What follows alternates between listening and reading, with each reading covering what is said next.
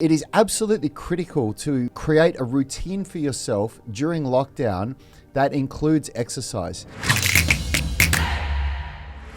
You can't just think, okay, I'm at my home, so I'm going to do what I normally do at my home, because usually being at home is our rest and recovery and relaxation time, where we have to go out and we have to go to work and we have to, make a buck. But now you're stuck at home and you don't want to be using that time at home just sitting around on the couch doing nothing, or even just working from home and then just sitting around on the couch.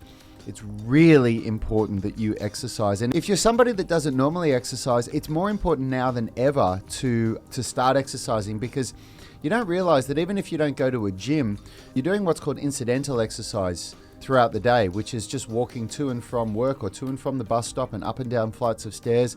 And it does stimulate muscle maintenance, and it also burns calories. And if you're in lockdown now and you're not leaving your home or hardly leaving your home, you're not getting that incidental exercise.